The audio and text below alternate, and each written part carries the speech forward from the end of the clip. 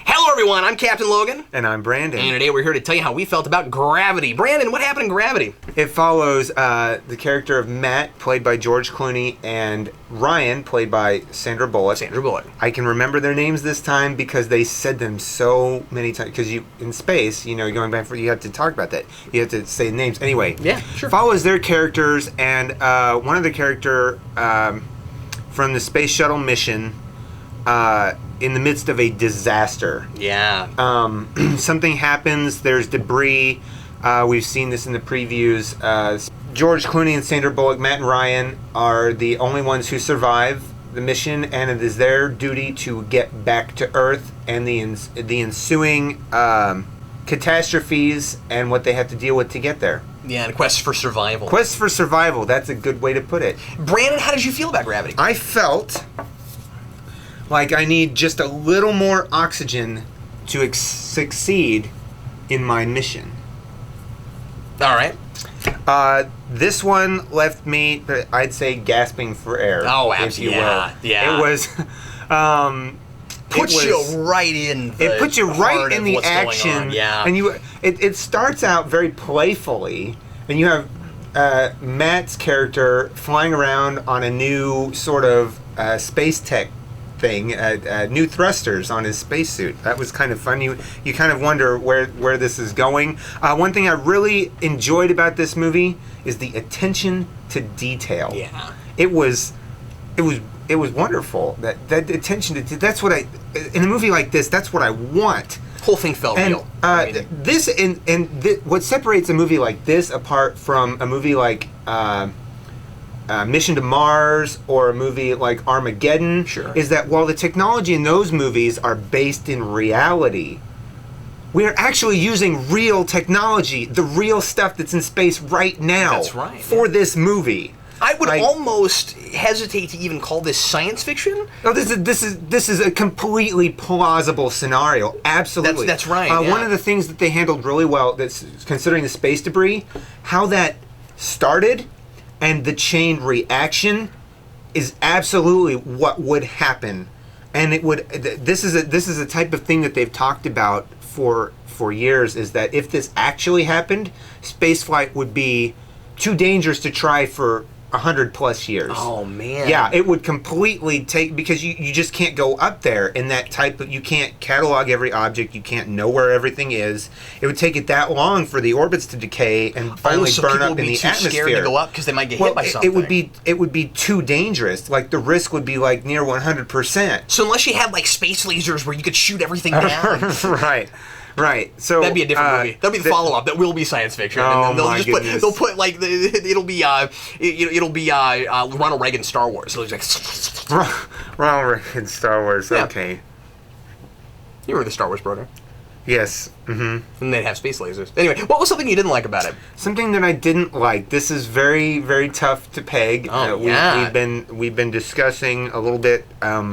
Something tough to peg. There was a situation in the movie. This is going to sound like a nitpick, but really, in a movie that tries to get everything right, you really have to come down, I think, to a nitpicky point. And it's a credit to the movie because those things, the little things, will stand out because it gets everything else right. That's right. So there's a situation in which something happens and you would have expected a certain type of reaction.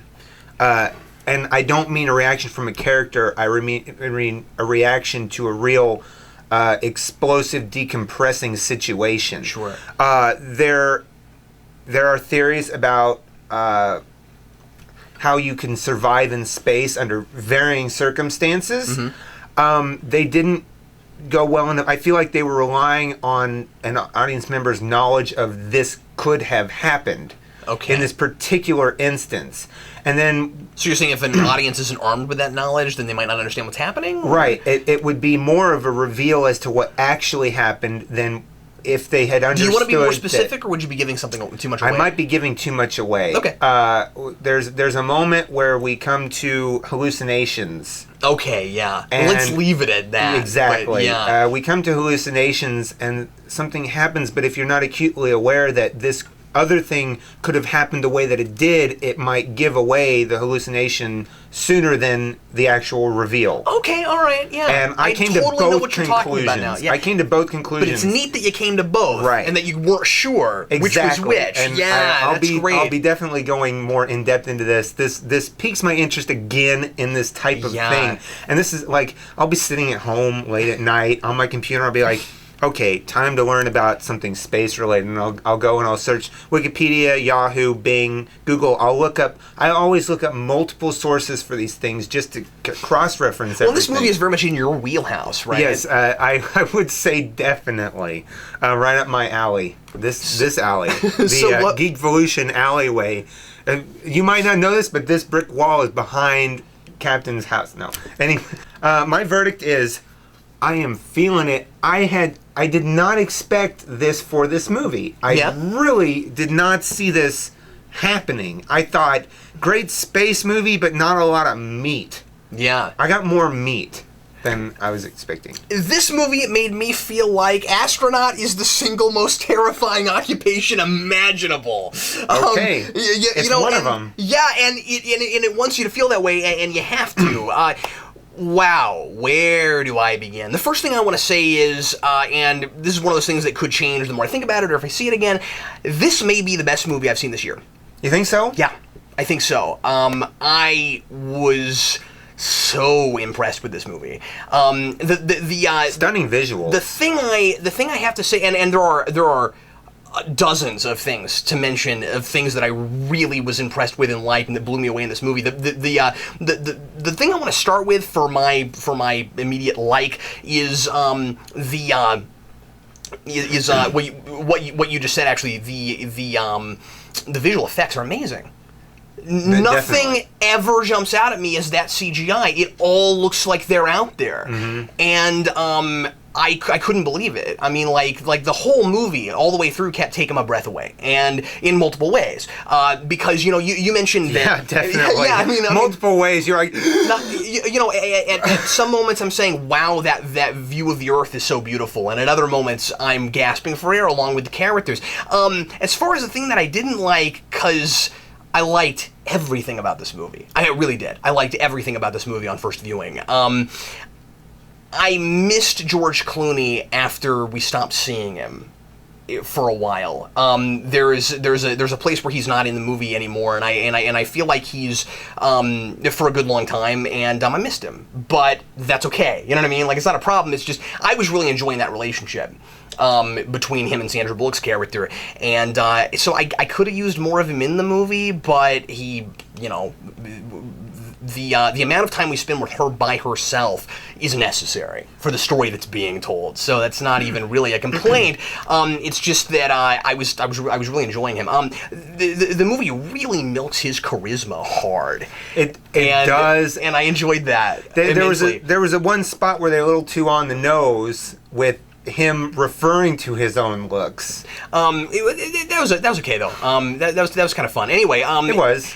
I didn't expect him and Sandra Bullock to be a team I would want to watch, and relationship that I would be invested in. And I really was. They had wonderful chemistry. I was really surprised by it, and this is such a great, harrowing kind of tale of survival, and not just somebody trying to survive this catastrophe, because it's basically a disaster film. Yeah. Set in space, but also watching somebody have to find their will to keep going, their will to survive, because Sandra Bullock has every opportunity to quit, and there are places where she considers quitting. Her big opportunity for change, her big moment for change that she takes is finding a reason to go on, and the reason that's there is solid, and I bought it, and I felt for her, and I cared about her, and I was afraid for her the whole time. That was the most important thing, is that I was afraid for this person the entire movie. If Sandra Bullock doesn't get an Oscar nod, I'm going to be really disappointed. That's interesting you should bring that up. I think she's that good in this movie. There's also a scene, and we talked about this on the way home, there's a particular scene that if there is an Oscar nod, I'm sure they will use that graphic for that. I'm feeling it, clearly. And boy, what I mean, like, what's not to like? I'm watching this movie, and I'm terrified, and I'm laughing, and I'm all the way through this. There are so many emotions to be felt because I really get in these characters' heads. One of the other best things about this is that it's one unbroken sequence. Yes, and that's hard to pull off. There are very few films that I can think of that have even attempted this, much less that really worked. This is an entirely different kind of film, but the big one I'm thinking of is 12 Angry Men. What you have here is a movie that is one unbroken sequence, but it also has to rely pretty heavily on visual effects, and there are explosions, and there are things being pulled apart, and it's one unbroken sequence of problem we have to solve after problem we have to solve. And so, unlike a lot of those other movies that will be one unbroken sequence that works really well, this isn't something you could pull off on stage. A lot of those movies are stage productions first, and then there was a movie made. You couldn't do this on stage, and that's one of the things that I thought was really impressive, is that it works in that capacity, but you could only do it in this medium, or as a short story or something. Yeah, I got a visual of seeing it on somebody stage. Attempting this on stage. Well, similarly to that Robot Chicken sketch where they did Les Wrath des Cons, where they had the that came into my head, and I'm like, oh my goodness, that would just be. This is nothing against Mr. Ron Howard, but I think this movie surpasses Apollo 13. Ooh.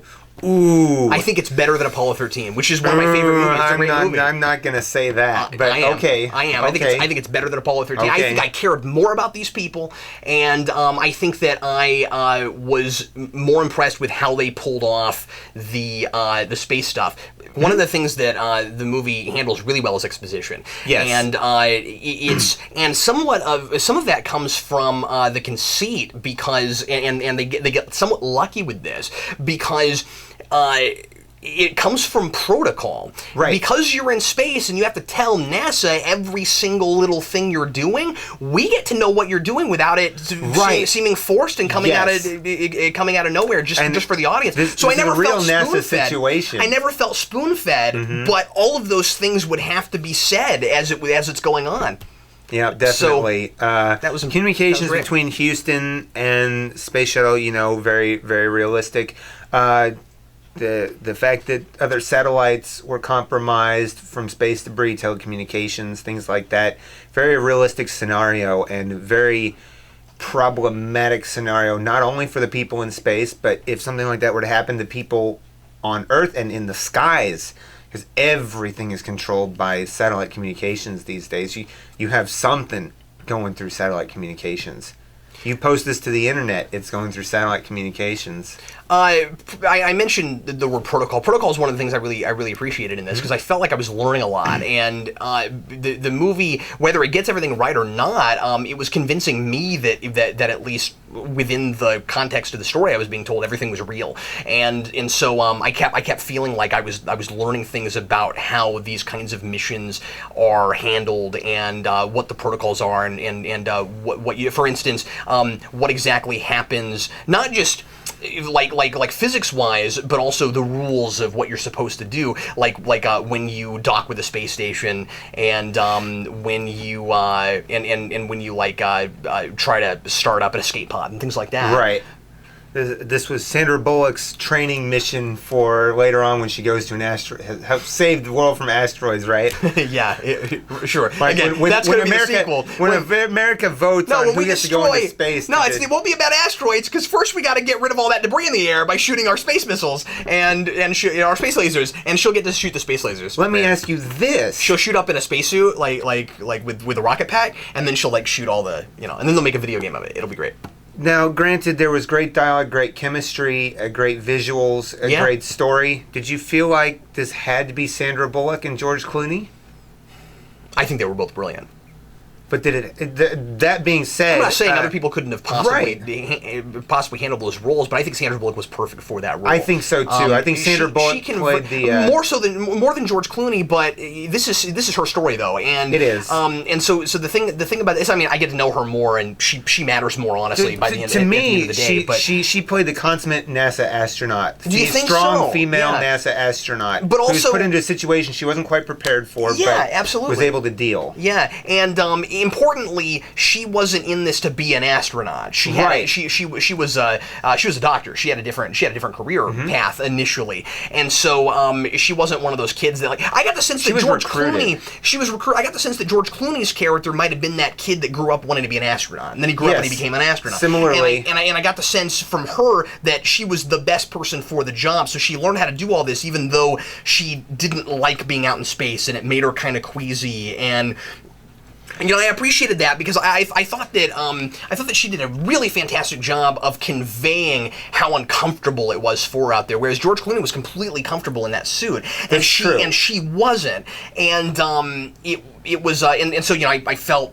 Again, she made me care about her because of all of that stuff. I don't think this story would have worked as well if she was completely comfortable in being out in space. Part of that too, though, was a reflection of her as a not confident person, and that's part of her character arc, is learning confidence and in general, mostly getting over a major trauma in her past, and so all of that is in there too. Definitely. Anyway, there was something that I noticed, and follow me on this if you can. Yeah.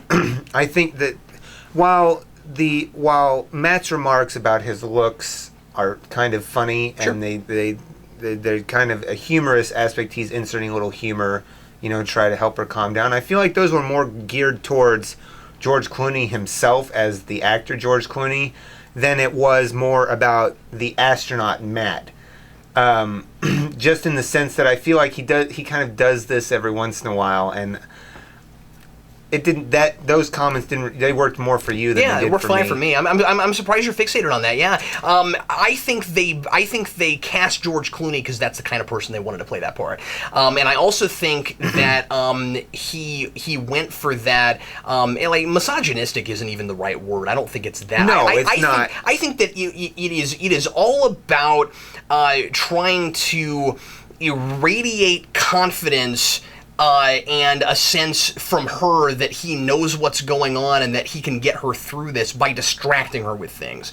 And so he says things like that because I get the sense that he has a really good understanding of who she is and her psychology, and that he's good at reading people. And that he can get her to lighten up and to stop thinking about those things by calling attention to something that he's noticed from her, which is that she finds him attractive. And I got the sense very early on that she did find him attractive. I did not get that sense. I did, and I got the sense that she was even a little bit nervous being around him because of that. That would make more sense. The other thing you have to keep in mind too is that, of course, because this is a situational kind of movie where it starts and ends with the catastrophe, we don't get to see those two together before that starts. And but I feel like they did a perfect job, at least for my part, of communicating that. Okay.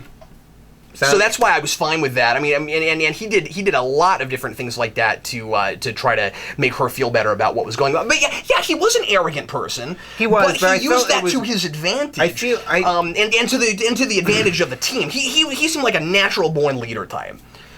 True in the character study, but I just feel like that was more conceded towards George Clooney than it was conceded towards Matt the astronaut. I get what you're saying, but I'm just saying that I think that's why they cast him. Maybe so. Because he's good at that kind of thing. Maybe so. Just different from what I'm used to seeing out of actual astronauts would probably be, that's where my hang-up comes from. But Okay, that's something all I right. can get over, Sure. definitely. And I don't have that because I don't know anything about Right. actual astronauts, really. So anyway, Well, I'm just I'm saying an that, astronaut, and I'm devilishly good looking. I'm just saying that I think that yeah, well, he was like the real life Buzz Lightyear. That's what I kept getting from him, and I thought that was cool. That's true. But yeah, I mean, especially there's a point where he takes his part of his spacesuit off, and you see him with the underhood, and I'm like, he's freaking Buzz Lightyear. Like, look at him. If there was a live action Buzz Lightyear, you cast George Clooney. Oh, you would. I come to think of it, you actually would. Yeah. But even before Tim Allen, you'd cast George Clooney. As the live action, definitely. Yeah, that's what I'm saying. Anyway, I really don't have anything else to say about it. I would either. love at some point to do some sort of an analysis of this movie. I have actually, I'm sorry, I'll say this. I have actually plenty of things to say about this movie, but I don't want to give anything away. Right, they're all spoilers. There's a lot of very interesting imagery and things that I could totally discuss, but I want people to see this movie. So what I'm going to say is this was a visceral experience. Ooh, good word. Thank you. This was a...